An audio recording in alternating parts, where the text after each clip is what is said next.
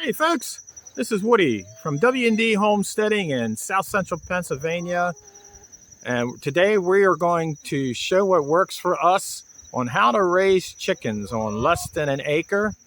So let's get started. Okay, my wife Dee is going to do the narrating and I'll inject things here and there. Take it away, Dee. We decided to do chickens back, I guess, around COVID because the egg prices were so high. We've seen them as much as $7 to $8 a dozen, and we decided we're going to get chickens. So we started looking into it, and I didn't want to spend. I wanted to be as cheap as possible, but safe as possible for my chickens.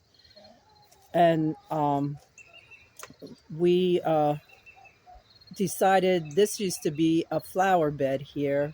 So we got rid of our flower bed and we turned it into a chicken run and a coop. Okay, we have a walkway that we have, and then it goes back and around.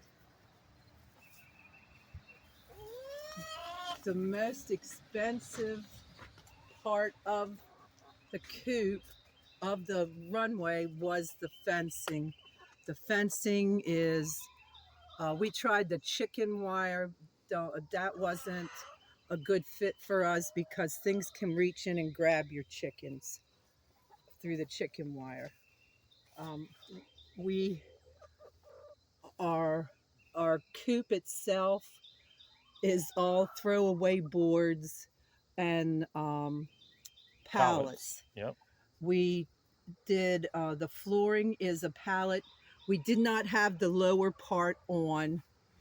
We just had it on the go around on the other side. We just had it on legs because we read that animals can't get to your chickens at nighttime if it's on legs. So we had some old 4x4s and we cut them and used that for our legs. The flooring of the top part is a pallet, and then we put linoleum, an old piece of linoleum that we found in our attic when we moved here, and we put that in on the floor so it would be easier to clean. The boards themselves are all throwaway boards that my brother got me off of his job that they throw away because they're imperfections. The chicken coop itself cost mostly the roofing. You don't want to put clear roofing, you want because it'll bake them inside. So we got white plastic roofing, but the the most cost was our hardware. So the chicken coop itself hardly cost anything. But then when we did the we found out that chickens only lay for the first 2 years before they start to slow down. So then we had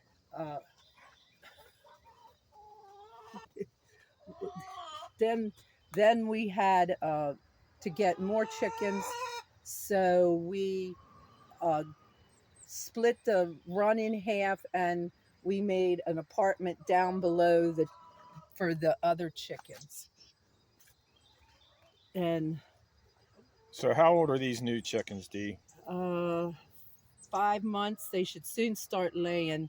When they start laying, then our other chickens, our older chickens, will go to freezer camp because we don't want just um, pets. They're here for a reason, and that's to give us eggs. I know it sounds hard, but uh, and People say, I bet it's saving you a heck of a lot of money. No, not really, because it does cost money for the feed, the oyster shells, and the grit. They got to have grit so they can digest better the food and the pellets and stuff. But we know where our chickens come from. We know what we're giving our chickens. And honestly, I've had plenty of eggs in my lifetime, especially being a kid. And these eggs are just so much better than store-bought eggs. And we really like them a lot. And we're able to give them to other families and our neighbors, so it works out good. We had to put a net over the top because of we have a lot of red-tailed hawks, and they would come and sit on the roof and watch the chickens. They still come and sit and watch them, but they can't get in. They pretty much cry. You can hear them crying in the woods. I want these chickens. It ain't gonna happen, is it? Dee, what kind of chickens are these? They're Plymouth Rocks. We buy mostly Rhode Island Reds, but our Rhode Island Reds, I cannot complain. They're nice dorsal animals, birds, and they're pretty good to be with. They don't. We have to watch the rooster, which is going to be gone here soon. Yeah, he's starting to rooka. So he's going to go to freezer camp. The chair's there for them to roost on. I'm actually inside the pen now. And this is wood chips. Makes for good bedding. We first started just using plain dirt in here, and it wasn't working. So my wife came up with the idea, let's use the wood chips that the tree service provides. And it really does work. But the thing is, they like to dig, and they scratch it in front of our gate here. And so I'm constantly raking it. But I also pulled out some really good dirt and replaced it with wood chips. The dirt is excellent for the raised beds and the different things that we're growing. The buckets, 5-gallon buckets with these inserts, it works great. And then the water plug inserts works good too. And we have to keep it up off the ground. Yeah, we have to keep it up the ground because as you see the dirt, they will get the dirt and the wood chips in there. So I have it on a cinder block and a half. And here's their walk run in and out of the pen and the door. And my wife built this gate to separate the 5-month-old chicks from the 1-year-old chickens. They ain't chicks no more. They're big. So I'm going in the gate now, and I'm going to have to latch it because they will get out. And here's what inside looks like with the 3 nesting boxes with 2 ladies in there. 2 ladies in there. Actually, there's 2 in one, and there's 1 in the other. And at night, they roost up here on these poles that I cut and put in. And the rooster's coming in to let me know. He really does protect the ladies, sometimes a little too much. And then here's the bottom one, and I got a pole to fix. That's what the bottom one looks like. Nice little apartment for the little ones.